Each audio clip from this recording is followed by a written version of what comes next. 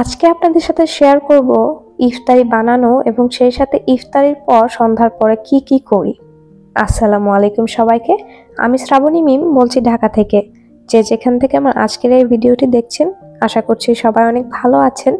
আমি আলহামদুলিল্লাহ অনেক ভালো আছি।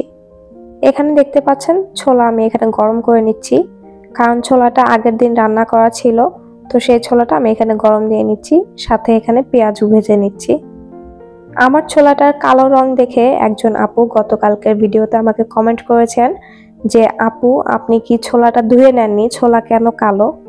আসলে আপু আমি রিপ্লাইটা দিয়ে দিয়েছি, তারপরে যেন আজকের ভিডিওতে অন্য কোনো আপু কমেন্ট না করে এজন্য বলছি যে সেদিন যখন আমি ছোলাটা রান্না করি, তো ছোলা রান্নার আগে তো ছোলা ভিজিয়ে রাখতে হয়। আমি সেদিন ছোলাটা ভিজাতে ভুলে গিয়েছিলাম, তাই রান্নার আগে যখন ছোলাটা সিদ্ধ দেই তখন আমি ছোলা সিদ্ধর সময় একটু সোডা ব্যবহার করেছিলাম, যেন ছোলাটা সিদ্ধ হয়ে যায় তাড়াতাড়ি, বেশি সময় না নিক। তো সেই সোডাটা ব্যবহার করার কারণে ছোলাগুলো কালো হয়ে গিয়েছে। That's it. তাছাড়া ছোলা রান্না করার আগেও ধুয়ে নেওয়া হয়, সেই সাথে সিদ্ধ করার পরেও কিন্তু ধুয়ে নেওয়া হয়। আমি কিন্তু সেটাই করি। এদিকে কিন্তু কথা বলতে বলতে আমার পেঁয়াজগুলো ভাজা হয়ে গিয়েছে, তো পেঁয়াজগুলো এখন উঠিয়ে নিচ্ছি। মোটামুটি ছোলা আর পেঁয়াজু এই ছিল আজকে দিয়ে ইফতার। কারণ রোজ রোজ বেগুনি সাথে আরো অনেক জিনিসপত্র যেমন জিলাপি বুন্দিয়া সেগুলো রোজ রোজ খাওয়া হয় না। আর গতকাল যেহেতু বেগুনি বানিয়েছিলাম তাই আজকে আর বানাইনি। অন্যদিকে এখানে ইফতারের সবচেয়ে মেইন আইটেম যেটা, সেটা হচ্ছে শরবত। তো শরবতটা এখানে গুলিয়ে নিচ্ছি। এটা কিন্তু ট্যাংয়ের সাথে ফ্রি দিয়েছিল সেই জগটা। আমার ফ্যামিলিতে যে কয়েকজন লোক, সবকিছু মিলে এই জগটা আমার জন্য কিন্তু বেশ ভালো হয়েছে। কারণ এটাতে যদি একবার আমি শরবত বানাই, আমার ফ্যামিলি মেম্বার হিসাবে এই জগের যতখানি শরবত আছে সবটুকুই কাজে লেগে যায়। তো আমার জন্য কিন্তু এই ট্যাংয়ের জগটা অনেক বেশি হেল্পফুল হয়েছে। তো কথা বলতে বলতে এদিকে আমি আমার শরবতটাও গুলিয়ে নিচ্ছি। আর যারা যারা এ পর্যন্ত আমার ভিডিওর সাথে রয়ে গিয়েছেন, যদি আমার ভিডিওর কোথাও কোনো অংশ আপনাদের ভালো লেগে যায়, প্লিজ লাইক, কমেন্ট, শেয়ার এবং সেই সাথে কিন্তু আমার চ্যানেলটাকে সাবস্ক্রাইব করতে ভুলবেন না। আর যারা এই কাজগুলো অলরেডি করে ফেলেছেন তাদেরকে জানাচ্ছি অসংখ্য অসংখ্য ধন্যবাদ। আপনাদের সাথে কথা বলতে বলতে কিন্তু আমার শরবতটা এদিকে বানানো হয়ে গিয়েছে। শরবতটা দেখতে ঠিক এরকম হয়েছে। আর আজকে যেহেতু লোক সংখ্যা একটু কম, তাই শরবতের পরিমাণটাও একটু কম। অন্যদিকে এখানে ইফতারে খাওয়ার জন্য একটু ফল কেটে নিচ্ছি। ফলে ছিল শুধু আপেল, খেজুরটা ছিল না, কারণ খেজুর অলরেডি এই 4 দিনে আমি খেয়ে ফেলেছি। আমার বাসায় আমি খেজুর মোটামুটি বেশ ভালোই খাই। আমি একসাথে দেখা যায় 15টাও খেজুর খেতে পারি। আমার খেজুর খেতে এতটাই ভালো লাগে, তো যার কারণে দেখা গিয়েছে কি খেজুর খুব তাড়াতাড়ি শেষ হয়ে গিয়েছে। তো খেজুরটা আর নেই, যেহেতু বাহিরে যায়নি তাই খেজুরগুলো কিনেও নিয়ে আসা হয়নি। শুধু আপেলটাই অ্যাভেলেবেল ছিল বাসায়, তাই আপেলটা দিয়েই আজকে ইফতারটা কমপ্লিট করব।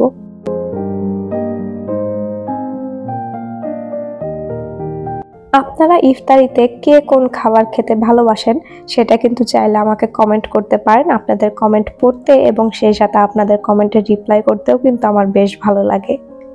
অন্যদিকে ইফতারের সময় হয়ে আসছে, তাই আমি প্রত্যেকটা গ্লাসের শরবতগুলো সার্ভ করে নিচ্ছিলাম। আর আগে থেকে তো দেখতেই পারলেন আপেল কেটে রেখেছিলাম, সেই সাথে ইফতারে ছিল হচ্ছে ছোলা এবং পেঁয়াজু। মোটামুটি আল্লাহ আজকে রিজিকে এটাই রেখেছিল, আর সবাই মিলে বেশ সুন্দর খাওয়া হয়ে গিয়েছে। আহামরি কোনো কিছুই আমি কখনোই করি না ইফতারিতে। স্বাভাবিক সাধারণ বাড়িতে যা হয় আমার বাড়িতেও তাই হয়। আলহামদুলিল্লাহ, এটা নিয়ে আমি অনেক বেশি খুশি এবং আল্লাহ আমার রিজিকে যা রেখেছেন আমি কিন্তু সেটাই খাচ্ছি। এটা নিয়ে কিন্তু আমার কখনোই কোনো কমপ্লেন নেই এবং ছিলও না, আর থাকবেও না। ইফতারি তো করলাম বেশ ভালো মতো, কিন্তু ইফতারি শেষে একটুখানি চা না খেলে হয়, তাই এখানে চলে এসেছি চা বানানোর জন্য। আমি কখনোই চা খাওয়ার পক্ষপাতী না, আমাকে সবসময় কোল্ড কফি দিয়ে খুশি রাখা যায়। আমি গরম কোনো জিনিস কখনোই খেতে পারতাম না। বাট আমার হাজবেন্ডকে দেখতাম ও বাইরে গেলে চা খেত, তো ভাবলাম যেহেতু ও চা খায় তাহলে কেন না এই চাটা আমি বাসায় বানাই আর আমরা দুজন একসাথে বসে থেকে চা খাই। এতে করে ওরও আমার সাথে সময় কাটানো হয়ে যাবে চায়ের খাওয়ার ছন্দে ছন্দে। তো ছন্দে ছন্দে তো আমি চা বানানো শিখে গিয়েছি, সেই সাথে চা খাওয়াও শিখে গিয়েছি। বাট যার কারণে, যার সঙ্গ পাওয়ার জন্য এই চা বানানো এবং চা খাওয়া বা খেতে শেখা, তার সাথে কিন্তু সময় কাটানো খুব একটা সবসময় হয় না। তো এটা একটা কমপ্লেন তার বিরুদ্ধে আমার সবসময়ই রয়ে যাবে। আমার মনে হয় এরকম কমপ্লেন কিন্তু সব আপুরই রয়েছে ভাইয়াদের বিরুদ্ধে, তাই নয় কি? তো এইখানে কিন্তু চা খাওয়ার পার্টও চুকিয়ে ফেলেছি। এরপরে হচ্ছে মেইন পার্ট আমার সন্ধ্যার, সেটা হচ্ছে পড়তে বসানো ইশরাতকে। তো এখানে আমি ইশরাতকে পড়তে বসিয়েছি। তার আগে দেখেন আমার বিড়ালের কর্মকাণ্ড, টেবিলের উপরে উঠে শুয়ে থেকে ঘুমায়, ওর বই নিয়ে নাড়াচাড়া খেলাধুলা করতেই থাকে। তো ওদেরকে দূরে সরিয়ে রেখে এই সাইডে ইশরাতকে পড়তে বসিয়েছিলাম। পড়ানো শেষ। তো পড়া শেষে ইশরাত এখানে একটু ছবি আঁকি করছে। ও কিন্তু বেশ ভালো সুন্দর ছবি আঁকে এবং অনেক বুদ্ধিমতী। তো আমার ইশরাতের জন্য সবাই দোয়া করবেন এবং দোয়ায় রাখবেন। তো এখানে ও একটা গাছ আঁকিয়েছিল, তো টিচার ওখানে লিখে দিয়েছে যে রঙের মিশ্রণে আরো যত্ন নিতে হবে। ছবি আঁকানোটা তো সুন্দর, বাট রংটাও আরো সুন্দর করে করতে হবে। তো এটাই ছিল আমার আজকের ভিডিও। আশা রাখবো আমার আজকের ভিডিওটা আপনাদের ভালো লাগবে। যদি ভালো লাগে অবশ্যই লাইক, কমেন্ট, শেয়ার এবং সেই সাথে আমার চ্যানেলটাকে সাবস্ক্রাইব করতে ভুলবেন না। আর যারা এই কাজগুলো করে ফেলেছেন তাদেরকে জানাচ্ছি অসংখ্য অসংখ্য ধন্যবাদ। দেখা হবে নতুন কোনো ভিডিওতে। টিল দেন, আসসালামু আলাইকুম সবাইকে।